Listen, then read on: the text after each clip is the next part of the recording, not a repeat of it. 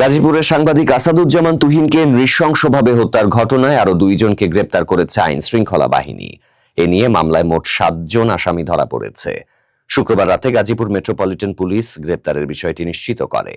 জিএমপির উপকমিশনার রবিউল হাসান জানান, হত্যাকাণ্ডে সরাসরি জড়িত 5 জনকে ইতোমধ্যে গ্রেপ্তার করা হয়েছে।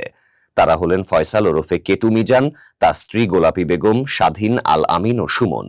এর মধ্যে ফয়সাল সহ 3 জনকে গাজীপুর সদর উপজেলার ভবানীপুর এলাকা থেকে, আল আমিনকে রাজধানীর উত্তরা তুরাগ এলাকা থেকে এবং স্বাধীনকে হোতাপাড়া এলাকা থেকে আটক করা হয়। এরপর মামলার আরো 2 আসামিকে গ্রেপ্তার করা হয়। তাদের মধ্যে নগরীর 17 নম্বর ওয়ার্ডের চান্দনা এলাকার মাহবুব স্কুল মোড়ে রফিকুল ইসলামের ভাড়া বাড়ি থেকে ধরা পড়েন মোহাম্মদ ফয়সাল হাসান। অন্যজন মোহাম্মদ শাহজালাল, যাকে ময়মনসিংহের গফরগাঁও থানার চর মসলন্দ মোড়লপাড়া এলাকা থেকে গ্রেপ্তার করা হয়। গাজীপুর মেট্রোপলিটন পুলিশ জানিয়েছে, গ্রেপ্তার হওয়া 7 জনের সবাই হত্যাকাণ্ডে জড়িত থাকার প্রাথমিক প্রমাণ পাওয়া গেছে। মামলার অগ্রগতি ও বিস্তারিত তথ্য জানাতে শনিবার বেলা 11টায় গাজীপুরের পোড়াবাড়ি ক্যাম্পে অবস্থিত সিপিএসসিতে সংবাদ ব্রিফ করবেন র‍্যাব 1-এর company commander SP KM-A Mamun Khan Chishti. উল্লেখ্য, নিহত আসাদুজ্জামান তুহিন দৈনিক প্রতিদিনের কাগজ পত্রিকার গাজীপুরের স্টাফ রিপোর্টার ছিলেন।